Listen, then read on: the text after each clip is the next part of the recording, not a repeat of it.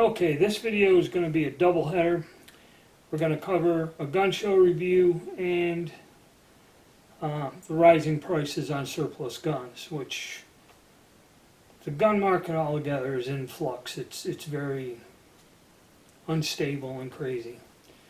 One thing you can do, I made several videos about the increasing prices and that, and there's another channel out there, Readiness Review, and that young man did a thing. He went to a gun show a week or 2 weeks ago, and he took a little scan of some fairly common surplus guns and the prices.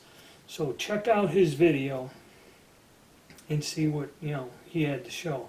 Because the weird thing is, I watched his video, I went to a gun show, and same identical thing. Okay, so let's start. Gun show review. The only one I've been going to, Winston-Salem. There's another one this weekend. It's a little bit further away. I'm going to go check it out. It's the first time I ever went there. Okay, different promoter, different type of thing. I'm going to take the time to go down there and look. Now, the gun shows I have been going to since they outlawed them here in Greensboro, other than the very small venue that the one fella has every weekend throughout the state. I give that guy 6 shooters. But the shows are small, and a lot of it is more people selling modern guns more than you find surplus or older stuff that I like. So the shows are not conducive. And like I said in past videos, I kind of stopped going because the gun shows really got to where there's no vendors. The venues are really piss poor, and it's kind of a waste of time and money to go out to them.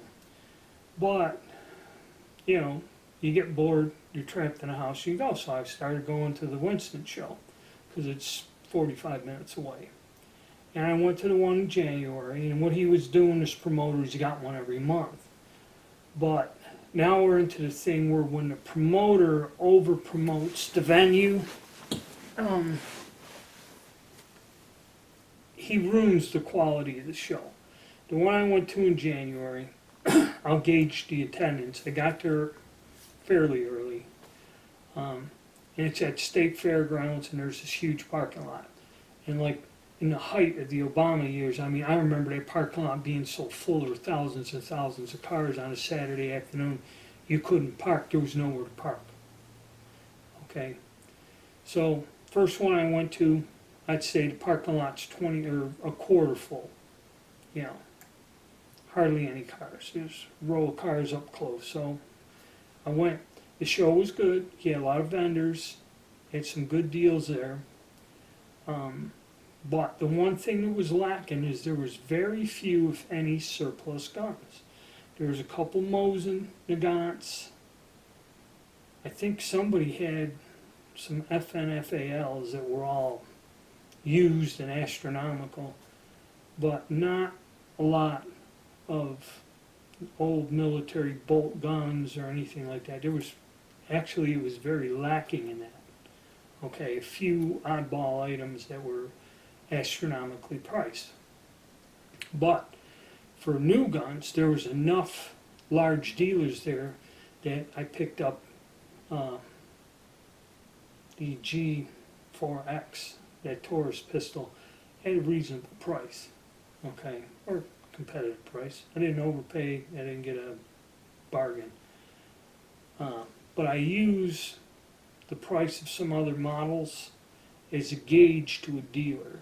Because if somebody's selling a pistol for $230, $240, but yet when I went to this last gun show, that same gun was selling for $300 or $290 or something. Okay, that's, I know not to deal with that person. I know his prices are too high. So, first show was good. 1/4 parking lot full. Good show. Okay, I go to February. Parking lot about 1/4 full.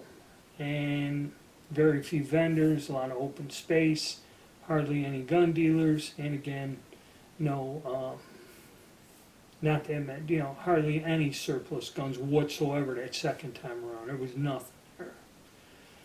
So I talked to some people I knew, had some conversations, and said, all right. So again, like I said, he's plugging one in every month, and he's actually ruining the quality of the shows doing that, because the vendors have a schedule, and if they're, especially if they're traveling from one end of the state to the other, it hurts the show to have one every month when you're not getting enough of the good vendors to come in there. It used to be every other month. The old schedule for all this stuff, he used to schedule every other month. Now it's every month he's got to show up there. So I went to this third one. So when I pull into the parking lot, now I see the parking lot's half full, maybe a little more. So that means you got a lot of people in there. So I said, all right, maybe the show's going to be okay. I went in there. There were some good vendors, the larger vendors, but not as many as there were before. Okay, say there were 4 or 5 good-sized vendors, when before he had like 12. Okay, and the weird thing is, even though this place was packed, I'd say that half of the venue was actual gun dealers, and the other half was all non-gun stuff, be it holsters, knives, barbecue sauce, women's jewelry, people selling, AR components, not so much, complete firearm. And then that brings in our favorite AR-15. There's one guy was complaining to me that you got this guy selling kits, everything but the lower receiver, and I forget what the price was. Let's say $300 for everything or something other than the lower receiver. I can't remember because he shouted it out, and now all the ARs that he has, he can't sell them because they're used or whatever.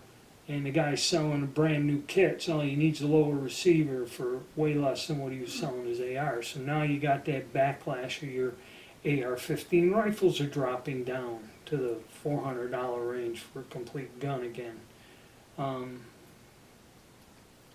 But this time, when I went in there were several people or several dealers with mill surplus stuff. And just like what Readiness Review was saying, okay, I did see more guns other than 1 or 2. There's some people had a substantial amount of them. And this is where it got crazy. I think there were 2 or 3, depending on the tables. The old 91 Mosins, which would be the finish reworks. Now, I have a few examples that are still in the original condition with the SA on there, and I bought them a long time ago. And you will find some that have been rebarreled, because when I did my series on the finished guns, the Finns would take them, and in the early years, the barrels were shot out. They just put a new barrel on it, and it would have a different marking, the barrel they replaced, and they rebarreled and made them serviceable again with the old sights, the old style sight.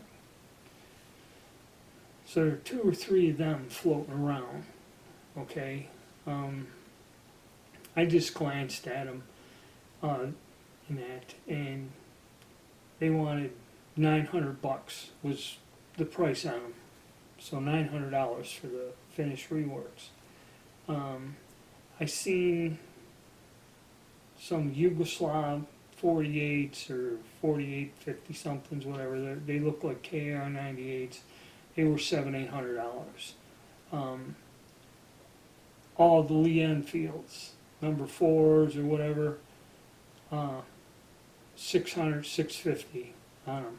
And I think I seen a guy buying 2 British rifles for like $600 a piece. It's $1,200. Okay, which is insane. I seen an SKS. There was, I think, $800 or $1,000, and it was one that had a 30 round banana clip in it too. SKS's were about $800 a piece. A few of them that I seen there. AK-47s are $1,000. I don't know if they're brand new or not. And the same guy that had a group of AKs had two Carcano cavalry carbines, and he wanted 3.5 each for them. Okay, I think I picked them up. They're the standard fare, about 3.5 is the going rate on them. I seen a Berthier rifle, French Berthier World War I rifle for like $800 or $900. What else was there? But I mean, the prices, and what I believe it all is if you look, like I said, the auctions. I go on these online auctions, I can go on the auction, sit here at the house, weather sucks, get involved in an auction, go to the live auction and bid on things, and I've seen the prices go up pretty high. Now, like I said, not being at the auction, I don't know how good it is, but on the other hand, I have been to local auctions, gun auctions. This is over a year ago, and I have seen some pretty hefty prices, and they're not fake. They're not people just running it up. I've seen people lay down some good cash for these guns, so some of it must be real, okay? And I think a lot of these prices is what's happening. It's like they say about the gun broker. You have a very wide area you're covering, okay? And if the items are hard to find, okay, people ask a higher price and they get it because you have more people looking for one item, be it a Swiss rifle or an old Mauser of some sort. You have a larger audience looking at your item, okay, than a gun show, all right? But I believe what happens is the auction thing, which is easy, and I believe people just are impatient and want the items, do pay more for the items, sometimes to what, whenever I hear someone go fair market value, there's no such thing on used guns as fair market value. It's what people will pay you for them, or what you can get people to pay you for them, okay?